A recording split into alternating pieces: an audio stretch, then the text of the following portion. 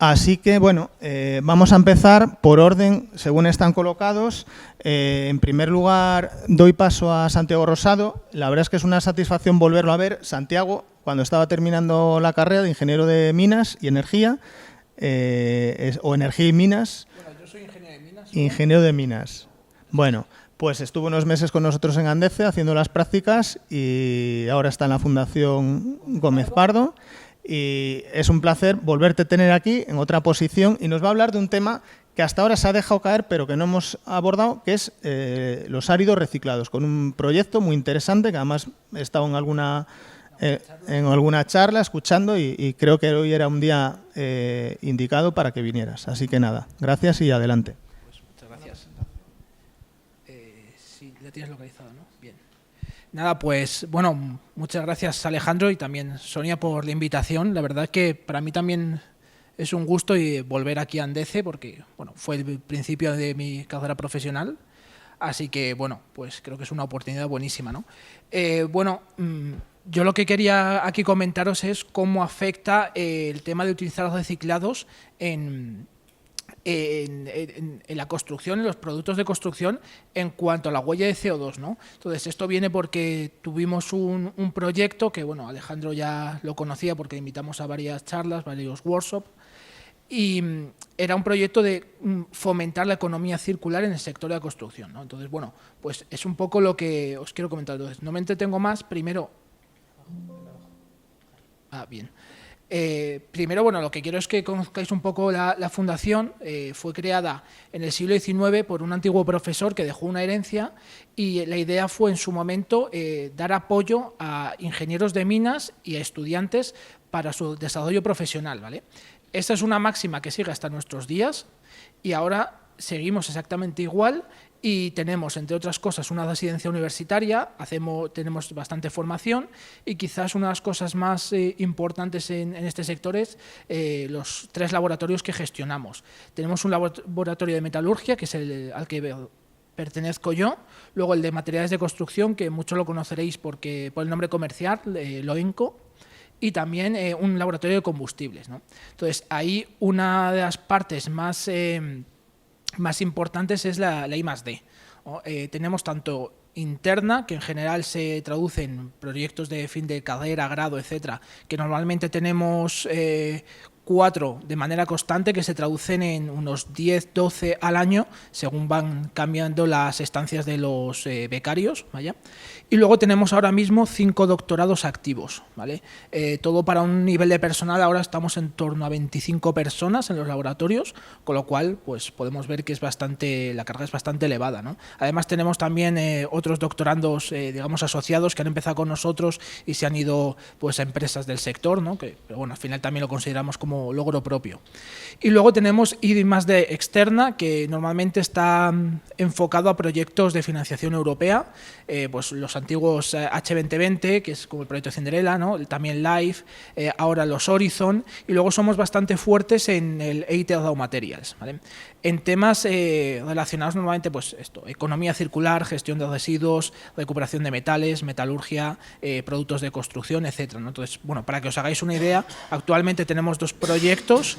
Uno es el proyecto Parzival, que es para recuperar metales críticos de los residuos de placas fotovoltaicas, es decir, ver si se pueden reciclar o no, si es interesante, qué expectativas hay.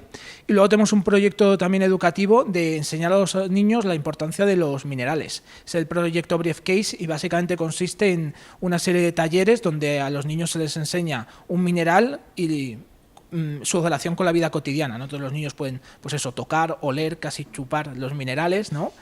Pero bueno, es una manera muy cercana de verlo, ¿no? Entonces, aparte, además de participar en estos proyectos, por supuesto, los coordinamos, prestamos soporte de coordinación a terceras empresas y también hacemos propuestas europeas, con lo cual, bueno, si alguien está interesado, luego podemos comentar con calma, ¿vale? Entonces, ya entrando un poco en materia del proyecto Cinderella, lo que pretendía, bueno, era un H2020 que terminó en 2022 y lo que pretendía era fomentar la economía circular en el sector de la construcción desarrollando nuevos modelos de negocio, ¿vale? Esto se centraba en el desarrollo de una plataforma virtual llamada Cinderos que lo que pretende es agrupar, por un lado, a productores de residuos y, por otro lado, a fabricantes de materiales de construcción para tener un punto en común en el que puedan ofrecer, digamos, residuos y ellos los puedan emplear. Además, también estaban involucradas pues asociaciones sectoriales, administraciones públicas, etcétera. Entonces, se componía por una base de datos que la idea era, pues, yo tengo estos residuos con estas características. Otro fabricante puede decir, yo tengo estos productos que he fabricado con todos estos residuos con estas características, ¿no? Y que sirvieran para dar ideas a nuevos fabricantes, ¿no? También tenía un buscador de negocio, pues era precisamente decir, oye, yo necesito una entrada de tal material, ¿quién me ofrece en mi área algo parecido o para que pueda solucionar mi problema, ¿no? Y luego un marketplace, es decir, con literalmente un Amazon para la venta y compra de residuos de este sistema, ¿no? Todo esto se verificó a través de varias demostraciones piloto en 4 localizaciones, en Holanda, Eslovenia, Macedonia y España. La primera es un poco diferente, es como la extracción de fósforo a través de orina, que es bueno, una cosa de los holandeses que va un poco aparte, pero las otras sí que estamos involucrados, que eran directamente de materiales de construcción. La primera era rehabilitar un área degradada, normalmente tenían residuos, eran vertidos incontrolados, etcétera, y la idea era recuperarla y con los residuos presentes hacer nuevos materiales de construcción, que era la segunda demo. Y luego demostrar que esos materiales tenían aplicación práctica. Entonces se desarrollaba una facility, una caseta y además también una carretera, ¿no? Y aquí, bueno, es el primer detalle que quiero mostrar. Esto es la foto que se muestra, es la caseta que se construyó en Maribor, en Eslovenia, que está compuesta por unos bloques prefabricados de hormigón macizos de grandes dimensiones. Creo recordar que cada uno eran como 300 kilos de peso y eran tipo Lego. Eran como modulares, entonces lo que permitía era que esto era una planta de gestión de residuos, entonces si necesitaban ampliar acopios, pues esto lo colocaban con una grúa y tenían pues para más acopios. Que ahora tenían que hacer una caseta como el caso, pues lo desmontaban y hacían una caseta, ¿no? La cosa es que cuando fuimos a verlo, el que diseñó los productos me decía, no, esto lleva 100% de árido reciclado. En ese momento nosotros lo estábamos intentando en España y yo le pregunté, bueno, ¿cómo lo habéis conseguido? Porque no es nada fácil. Me dice, fácil, echando más cemento. Bueno, sí, a ver, es fácil, pero al final la dosificación era casi 700 kilos por metro cúbico, que bueno, no está mal, ¿eh? Para una resistencia creo que eran de 25 o 30 megapascales, pues vas un poco sobrado. Entonces, claro, esto se traduce en que al final, en comparación con un producto sin árido reciclado, la huella ambiental era como la huella de carbono 20% peor. O cual, bueno, mi primera reflexión es, bueno, sí, el árido reciclado contribuye a reducir la huella de carbono, pero también hay que tener en cuenta el diseño, porque si hacemos estas cosas, pues mala solución, vaya. Y luego, ya aquí me quería meter directamente, estos son los productos de hormigón que diseñamos en España, ¿vale? Con ayuda de Tecnalia. Y bueno, aquí es un análisis de los 3 que hicimos. El primero era un hormigón para hacerle los suelos, era un hormigón en masa. El segundo eran bloques huecos reciclados para hacer los muros de la facility. Y el tercero eran adoquines, para hacer una pequeña acera para demostrar, bueno, en diferentes productos que se podían incluir material reciclado, ¿no? Entonces, en general estaban compuestos por un cemento de tipo 2 al que se le hacía una sustitución de en torno al 5-10% de RCD molido, ¿vale? Y luego, además, los áridos, tanto fino como grueso, se sustituían parcial o incluso completamente por hormigón, por residuo cerámico y por residuos mezclados, ¿vale? Entonces, bueno, todo esto, el objetivo era mantener entre 20 y 30 megapascales como mínimo, vaya. Y esto lo que se hizo fue compararlo con productos sin sustitución de árido, o sea, de productos naturales, ¿no? Entonces, el primer caso, lo que nos llamó la atención es que la huella de carbono sigue siendo peor en comparación con un producto con materiales naturales. ¿Por qué es esto? Bueno, porque se incluía un 20% de RCD, que bueno, que es casi lo mínimo que ensayamos. ¿Y qué pasaba? Que el RCD hay que fabricarlo, y como las fabricaciones eran piloto en el sitio de la demostración, todo era a base de diésel, con lo cual el mix energético pues penalizaba bastante, ¿no? Además no estaba todo bien dimensionado porque al final es algo piloto, ¿no? Seguramente esto en planta no pasaría, ¿vale? Entonces, bueno, eran un poco peores, en torno al 3-2%, pero el resultado final del LCA era muy positivo. ¿Por qué? Porque al final estás quitando los consumos de materia prima, ¿vale? Luego, en el tema de los bloques reciclados ya mejoraba un poquito, pero sencillamente porque las sustituciones eran mucho mayores. Estamos un 100% de árido reciclado grueso, pues no está nada mal, y luego llegamos casi hasta un 50% de árido fino, ¿vale? Entonces, manteniendo siempre la resistencia a compresión, y aquí ya los resultados eran ligeramente mejores. Quizás no tanto como a nosotros nos hubiera gustado, pero bueno, ya salían bastante más positivos. Y finalmente teníamos los bloques de pavimento, que aquí el resultado ya era mucho más positivo, pero es que llegamos a tener un 100% de árido reciclado, y manteniendo la dosificación de hormigón, en torno a, no recuerdo, pero eran como 350 kilos por metro cúbico, algo así, digo de memoria, que ya es algo más aceptable, no los 700 que teníamos antes, ¿no?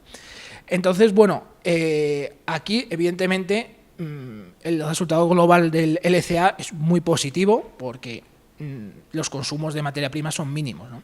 Y aquí es la segunda reflexión que me gustaría hacer, es las diferentes familias de productos, que era algo que comentaba Alejandro antes.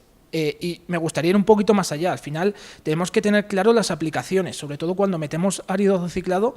Hay aplicaciones para las que no es interesante y no se puede meter árido reciclado porque necesitamos altas prestaciones, y hay otras que lo mismo sí nos permite mayor flexibilidad. Por ejemplo, aquí los adoquines se podía meter mucho más porque sabíamos que la durabilidad no iba a ser tan alta, porque era una planta industrial y va a pasar por encima un camión, le van a dar un golpe con un toro, con lo cual, bueno, la durabilidad es mucho menor, pues lo tanto se puede mejorar. En otros sitios a lo mejor no tiene sentido que nos digan tenéis que meter un 20% de hormigón en toda la obra. Pues hay que acotar muy bien, ¿no?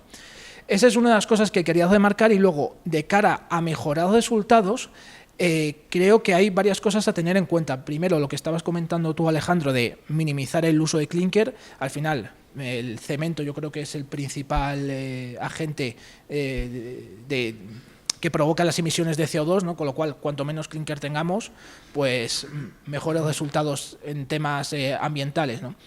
Luego, segundo, aquí es muy importante también el control del agua y de los plastificantes, porque justo en hormigones reciclados el consumo de agua se dispara muchísimo.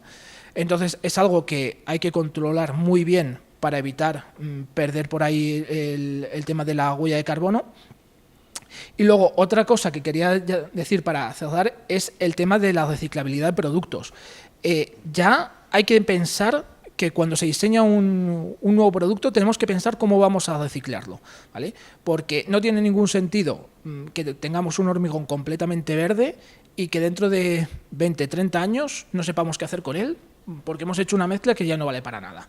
No, pues ya tenemos que tenerlo en cuenta. Y de hecho nosotros lo estudiamos, y la demostración es que en las parejas de valores que tenemos en la tabla, los que están marcados con una R son aquellos valores que se asume que se van a reciclar al final de su vida útil. Y podemos ver que son en general bastante más positivos, pero en el último caso pasamos de un 5 a un 10% de ahorro de CO2, con lo cual pues es bastante interesante, ¿no? Entonces yo creo que eso es algo indispensable. Y luego, ya para cerrar, quería comentar este tema. Lo estuvimos mirando bastante, y al final una de las conclusiones que sacamos es que en la industria del prefabricado ofrece muchas ventajas. Hablabas de las mermas de los procesos. Al final eso se puede meter en tu proceso productivo de nuevo y conseguir, entre otras cosas, ser una fábrica con residuo cero. Residuo de este tipo, quiero decir. Con lo cual, o sea, solo aunque sea por el sello, creo que merece la pena estudiarlo. Y ahorras material, creo que son todo ventajas, ¿no? Entonces, esa es la reflexión. Y bueno, por mi parte ya era todo lo que tenía que comentar. Si alguien tiene alguna duda, o al final, pues podemos discutir. Muchas gracias.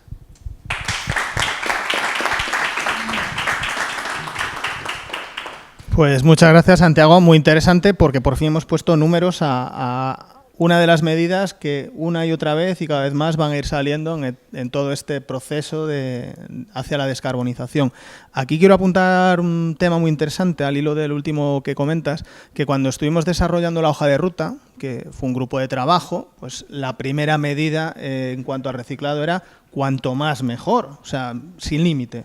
Y empezamos a mirar los números y entre medias la Federación de Áridos publicó las declaraciones ambientales sectoriales de los áridos, que la divide en 3 partes: áridos naturales, áridos artificiales y áridos reciclados. ¿Cuál tiene una peor huella de CO2? Pregunto. ¿Alguien diría el árido reciclado? Pues sí, es el árido reciclado. Entonces dices, si utilizo árido reciclado porque aparentemente voy a mejorar mi huella de CO2, pero en realidad me está trasladando una mayor carga ambiental. No, parece que no tiene sentido. Pero ya ahí apuntamos una cosa, dijimos, y si, porque esos áridos reciclados siempre se piensa que vengan de procedencia externa, a partir de RCDs, que además son de peor calidad, porque no todo vale. Va a ir mezclado, ya no te digo si son de demolición, que no de construcción, que llevará yeso, llevará cerámica, eso ya yo creo que hasta económicamente no sé si es a priori competitivo, pero tampoco me gusta a mí dejar ideas generales. Habrá donde sea, pero no siempre va a ser así. Y dijimos, vamos a quedarnos en casa, en ese árido reciclado que podemos obtener de restos de hormigón, de finales de procesos, de piezas defectuosas o de excedentes, que es muy poco y lo tenemos hasta medido. En nuestro caso, que está entre el 2 y el 3%. Y tener un balance cero de residuos inertes de hormigón. Además, un hormigón de alta calidad, que además el código estructural nos dice que tiene que tener una pureza de al menos un 95%, el caso de las estructuras. Pues nos quedamos ahí y creo que hay que empezar por algo. No sé cómo lo ves. No, bueno, yo completamente de acuerdo. Al final uno de los grandes problemas que hay cuando metes árido reciclado es la procedencia, que hoy te viene de, a lo mejor, la demolición de, pongamos, un puente y pues, vale, todo va perfecto porque es un hormigón de alta calidad, pero si mañana es un edificio en Madrid, pues ya tienes cerámico, ya tienes yeso, probablemente tienes muchas otras cosas que no deberían estar ahí, entonces ya eso es un problema. Entonces, ahí ya solamente el hecho de meterlo en tu fábrica, en tu proceso productivo, es absolutamente un reto. La ventaja que ofrecen los prefabricados es esta. Dices, bueno, meto menos cantidad, sí, pero es que es una cantidad constante que ya conoces, sabes de dónde viene, sabes las características técnicas, con lo cual, bueno, es poquito, sí, pero bueno, ya es ir sumando. Luego ya creo que a la larga lo que habría que hacer es pensar sistemas de demolición controlada separando, pero bueno, hoy por hoy eso me parece absolutamente una utopía, vaya, no realista hoy por hoy. Pero bueno.